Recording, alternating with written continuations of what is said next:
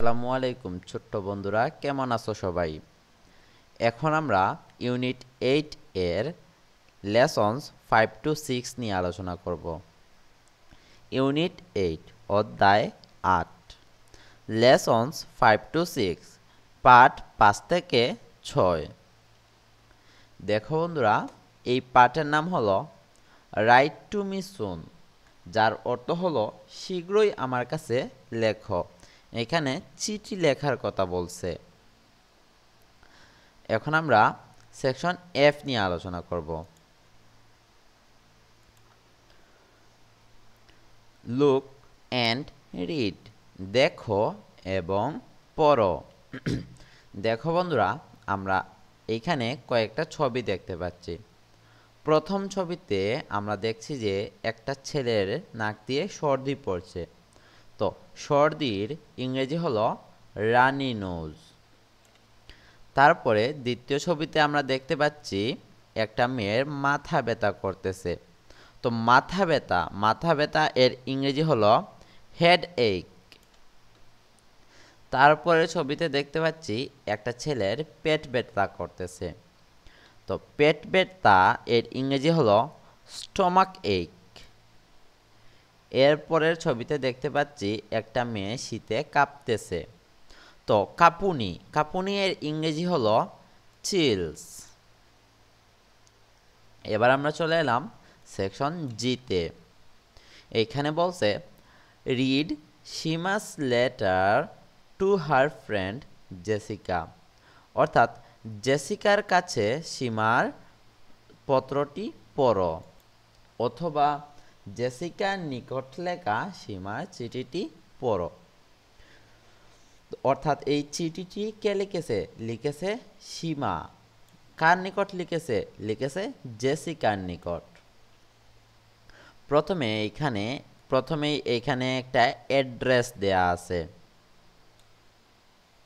তো অ্যাড্রেসটিতে লেখা আছে 102 খাদিমনগর, কাটওয়ালি, সিলেট, বাংলাদেশ। আর এই চিঠিটি লেখা হয়েছে 12 মার্চ 2025, অর্থাৎ 12 মার্চ 2025-এ। ডিয়ার জেসিকা অর্থ হলো প্রিয় জেসিকা। হাউ আর ইউ, তুমি কেমন আছো? দেখো বন্ধুরা, হাউ অর্থ কেমন বা কিভাবে। আর আর এইটা হলো বি ভার্ব। ইউ অর্থ তুমি।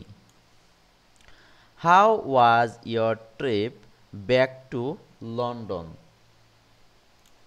যার অর্থ হলো তোমার লন্ডন ফিরে যাওয়ার ভ্রমণটি কেমন ছিল। I am at home today, আজ আমি বাসায়। তো দেখো বন্ধুরা, এখানে ওয়াজ অর্থ ছিল। আচ্ছা দাঁড়াও, অন্য দিয়ে দেখাই। ট্রিপ মানে ভ্রমণ, ব্যাক মানে ফিরা, আর আই এম এট হোম মানে বাসায়, টুডে মানে হলো আজ। আই হ্যাভ দ্য ফ্লু, মানে আমার ইনফ্লুয়েঞ্জা হয়েছে। এই যে ফ্লু, এই যে দেখো, এই যে ফ্লু অর্থ ইনফ্লুয়েঞ্জা। আর হ্যাভ অর্থ আছে। আই এম কফিং এ লট, মানে আমি প্রচণ্ড কাশছি, অথবা অথবা বলতে পারো আমার অনেক কাশি হয়েছে। And I have a running nose, এবং সর্দি, অর্থাৎ আমার অনেক কাশি এবং সর্দি হয়েছে। এই যে কফিং মানে কাশি, আর রানিং নোজ মানে সর্দি। I am using a lot of tissues, আমি অনেক টিস্যু ব্যবহার করছি।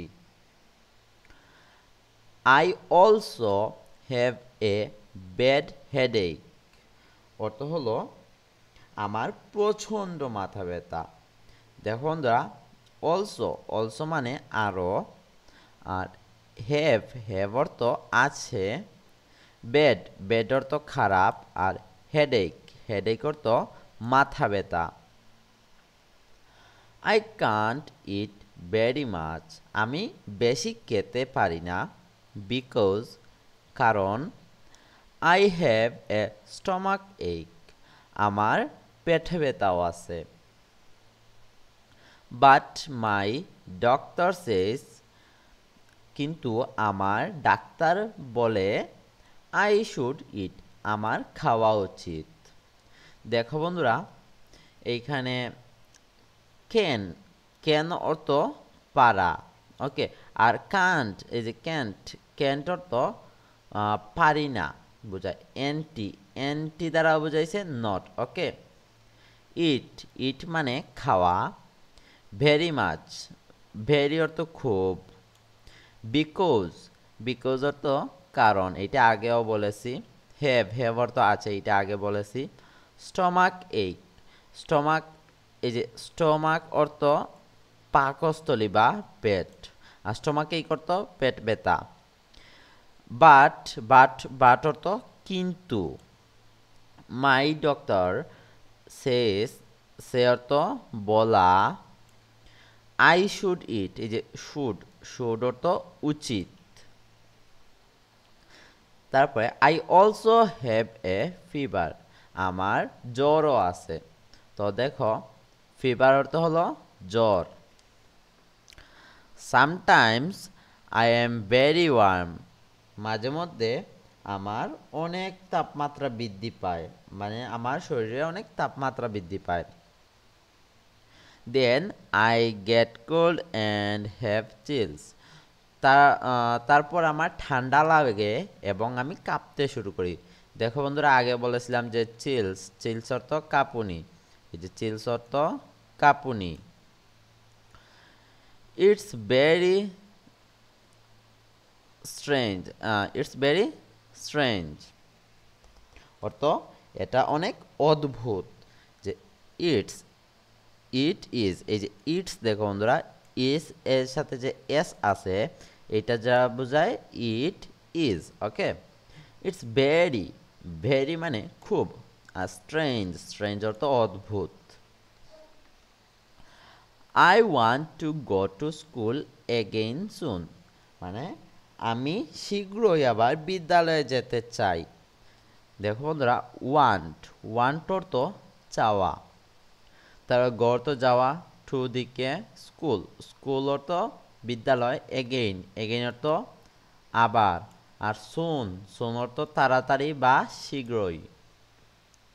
মাই friends can't visit me here, আমার বন্ধুরা এখানে আমাকে দেখতে আসতে পারছে না,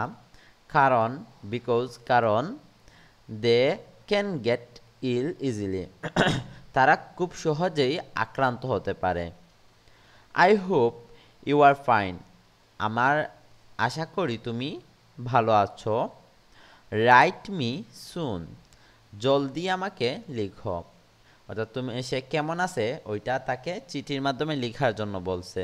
এই যে দেখো, লেখার জন্য বলছে, এই যে আমরা প্রথমেই দেখেছিলাম যে পাঠের নাম রাইট মি সুন, এইটা এই বাক্য থেকেই নেওয়া হয়েছে। ইয়োর ফ্রেন্ড সীমা, তোমার বন্ধু সীমা। তো দেখো বন্ধুরা, আমরা পরের ভিডিওতে পরবর্তী লেসনগুলো নিয়ে আলোচনা করব। আজকে এ পর্যন্তই। আল্লাহ হাফেজ।